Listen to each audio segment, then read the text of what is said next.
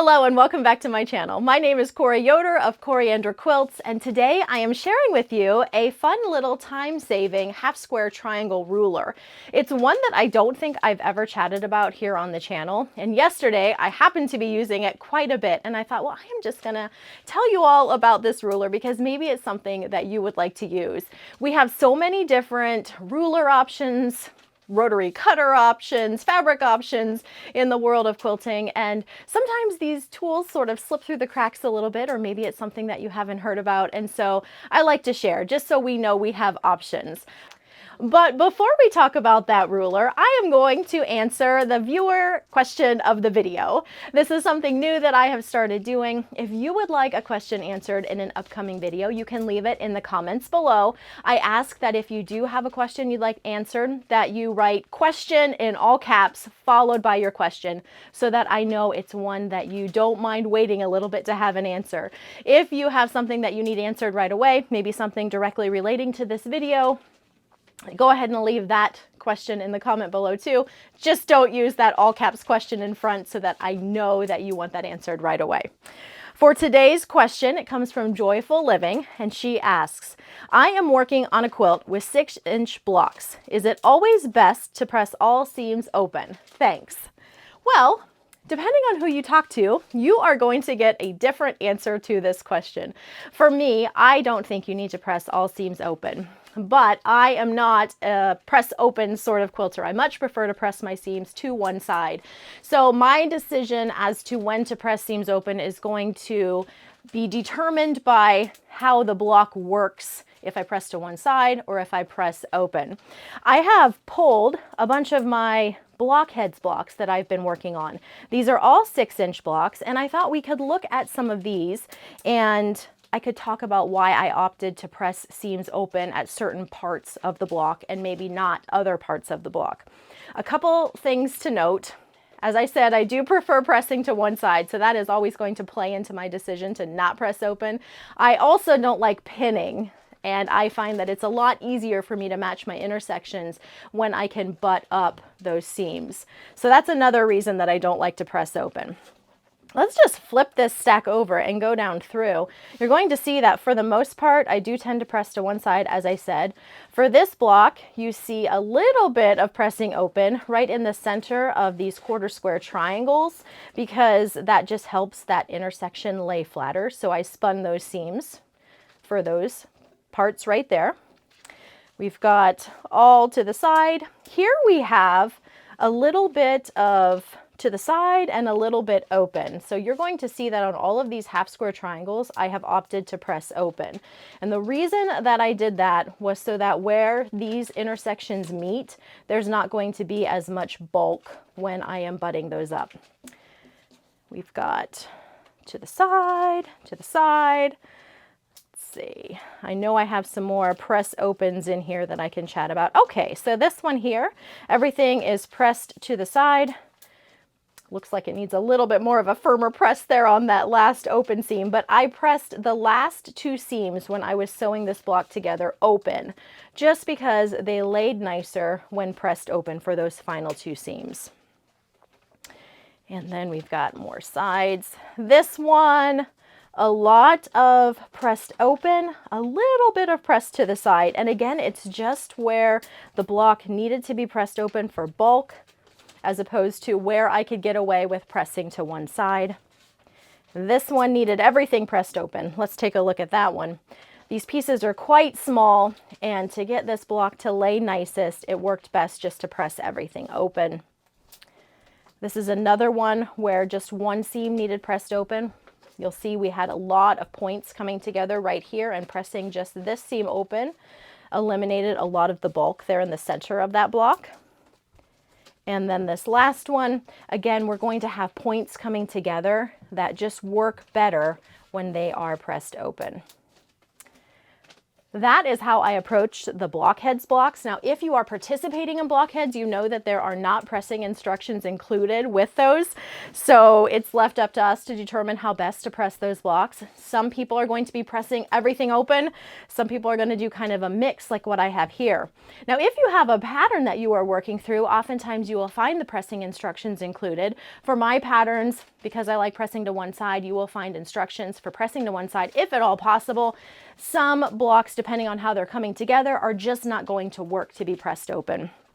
This is one of those things, like I said at the very beginning, depending on who you talk to, you're going to get different answers about the best practice for pressing. You will probably land on a way that you like pressing. Blocks that are all pressed open, if you can be accurate, are going to look beautiful. They'll be nice and flat. Everything just lays so nicely. You eliminate a lot of bulk, so you will find a lot of quilters pressing open. I know that I asked my grandma at one point in time, because it seems like we go through this every few years. We will be pressing to one side, and then we all kind of switch to pressing open, and then it flip-flops back. And I know my grandma, she passed last summer, and was she 96? I want to say she was 96, 95, 96. So how old was she? 99. 90. Oh my goodness. My sister's in the back here. She's hollering at me.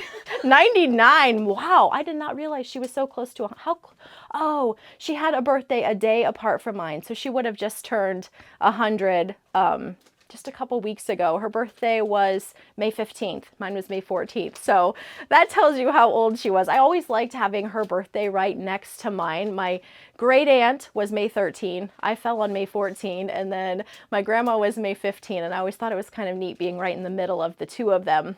But now I'm the only one left. That made me a little sad this year. This was the first year that I was the only one left in our little birthday row, but it wasn't my great aunt. It was my aunt, my mom's sister.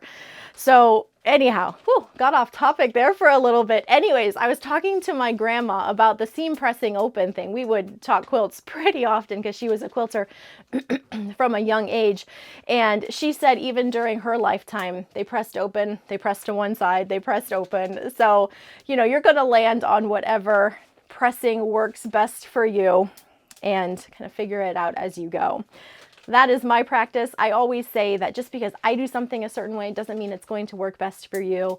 There are so many different ways of doing things that we can exactly tailor the practices and the tools that we like to use to give us the most successful quilt that we can have. And that segues beautifully into my half square triangle ruler that I wanted to talk about. I piece and press half square triangles in different ways depending on the project. Sometimes it's a best tool for what I'm doing. Sometimes it's just because I want to save a little bit of time. And that was the case yesterday. I was working on all of these half square triangles, and I wanted to streamline my trimming. If you have trimmed a lot of half square triangles, you know that they can be quite time consuming to trim down. And I do have a tool. I don't use it as often as some of my other tools, because I find that if I press and then trim my half square triangles after they are in a square and trim all four sides of that half square triangle, that I am most accurate. This tool has you trim prior to pressing. So if you are an aggressive presser, you might skew your half square triangle blocks a little bit. However, if you are careful with your pressing, this is a great tool to use. So let's talk about this a little bit. This is the Clearly Perfect slotted trimmers. This is what they look like. There are two of them, and they are sold in a pair. One is for units that finish with a 1/2 inch measurement, 2.5, 3.5, 1.5. The other is for units that finish at an even measurement, so 2 inch, 1 inch, 3 inch, etc. I was trimming half square triangles that finish at 2 inches, so I was trimming them at 2.5, and for that I was using trimmer A to trim my units. And so I thought I would just show you how this works. You would go ahead and mark your half square triangles, the square that you're going to be placing on top, those squares you would mark as you normally would. I marked mine very darkly with a pen so that you could see those lines better. I would not typically be using such a dark line to mark these if I'm choosing to mark. But I wanted you to see that. So I marked a few of them here this morning. And you're going to place them together, right sides together, just as you normally would. Sew on your marked lines, just as you normally would. And then here's where we might be approaching things a little bit differently than what you're used to. I have these two units already sewn together, and I'm going to trim them apart. I'll do this one. It's a little bit darker, so a little bit easier to see. Let's trim this one on that diagonal from point to point, so we have two separate units. And then typically what I would do next would be to go over to my iron, press to the dark fabric, and then trim on all four sides. With this ruler, you trim first.